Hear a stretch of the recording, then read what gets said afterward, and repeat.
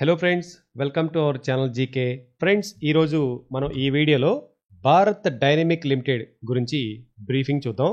ప్రత్యేకంగా ఈరోజు 30th May 2024 BDL limited Q4 రిజల్ట్స్ని డిక్లేర్ చేయడం జరిగింది. మీ అందరూ తెలుసు, Bharat dynamic limited the force behind peace అన్న నినాదంతో గవర్నమెంట్ ఆఫ్ ఇండియా చేత 1970లో మన హైదరాబాద్లోనే స్థాపించబడింది. ప్లస్ మినీరత్న స్టేటస్ కూడా కలిగి ఉంది.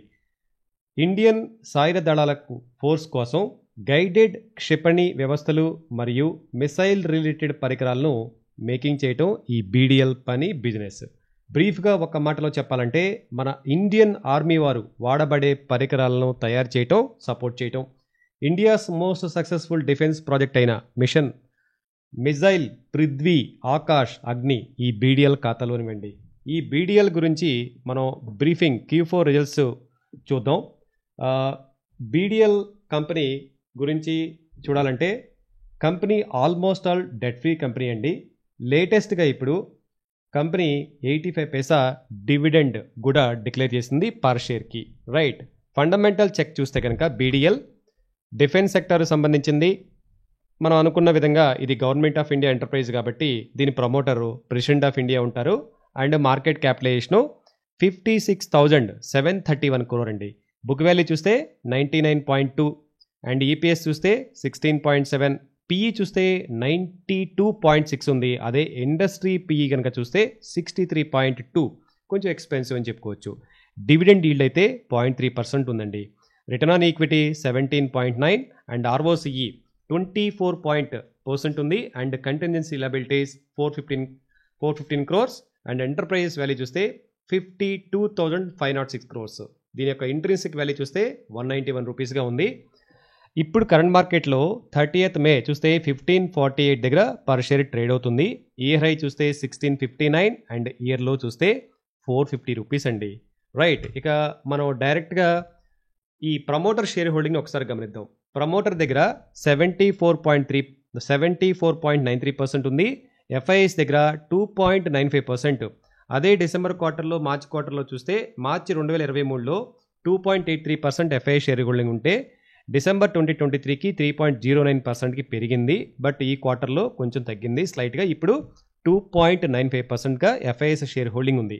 అండ్ డిఐఎస్ షేర్ హోల్డింగ్ చూస్తే quarter on quarter, year on year చూస్తే లాస్ట్ ఇయర్ మార్చ్ 2023లో 14.1% ఉంటే డిసెంబర్ 2023లో 13.32% ఉంది. అండ్ మార్చ్ 2024 ఇప్పుడు Q4కి 12.39% ఉంది. Coming to public share holding pattern, March 2023లో 8.15% ఉంటే డిసెంబర్ 2023లో 8.64% ఉంది. ఇప్పుడు Q4లో 9.72%, అంటే పబ్లిక్ యొక్క పార్టిసిపేషన్ బీడీఎల్లో పెరిగింది. రైట్, ఇది share holding pattern. And coming to మన Q4 పార్ట్కి వస్తే సేల్స్ అండి. మార్చ్ 2023లో 798 crores ఉంది. డిసెంబర్ 2023లో 602 crores అండ్ మార్చ్ 2024లో Q4లో 854 crores అండి. సో ఇయర్ ఆన్ ఇయర్ చూస్తే 798 crores నుంచి 850 crores పైకి వెళ్ళింది. అండ్ క్వార్టర్ ఆన్ క్వార్టర్ కూడా గ్రోత్ కనిపించింది. ఇక నెట్ ప్రాఫిట్ విషయానికి వస్తే మార్చ్ 2023లో 153 crores ఉంటే డిసెంబర్ 2023కి 135 crores ఉంది. అండ్ Q4 మార్చ్ 2024కి 289 crores ఉంది. అండ్ ఫైనల్గా ఈపీఎస్ విషయానికి వస్తే మార్చ్ 2023లో 4.17 రూపీస్ ఉంటే డిసెంబర్ 2023కి 3.68 రూపీస్ ఉంది. ఇప్పుడు మార్చ్ 2024కి 7.88 రూపీస్ ఉంది. అంటే రిజల్ట్స్ మంచిగా క్వాలిటీగా వచ్చేసినాయి. సో మన ఈ ప్రోగ్రాంలో దీన్ని బీడీఎల్ని buy rating, hold rating, add rating కూడా మనం ఇవ్వచ్చు. రైట్, ఇక బీడీఎల్ డైనమిక్స్ లిమిటెడ్ యొక్క ఈరోజు క్లోజ్ అయిన విధానం చూస్తే ఈరోజు జస్ట్ 0.34% క్లోజ్ అయింది. లాస్ట్ 5 yearsలో ఈ స్టాక్ అయితే 934% రిటర్న్ ఇచ్చింది. అదే 1 yearలో అయితే 194%, 6 monthsలో అయితే 165% అండ్ 1 monthలో 56% రిటర్న్ అయితే బీడీఎల్ ఇచ్చిందండి. సో ఇప్పుడున్న పరిస్థితుల్లో ఈ స్టాక్ కొంచెం ఎక్స్పెన్సివ్గా అనిపిస్తుందండి. ఎందుకంటే మనందరూ తెలుసు, రేపు ఈవెంట్ 4వ తారీఖు జూన్ 4న మన రిజల్ట్స్ కూడా ఉన్నాయి గవర్నమెంట్ సంబంధించి. సో కొంచెం ఇలాంటి పరిస్థితుల్లో కొంచెం స్టాక్ ప్రైస్ అయితే కొంచెం ఎక్స్పెన్సివ్గానే కనపడుతుంది.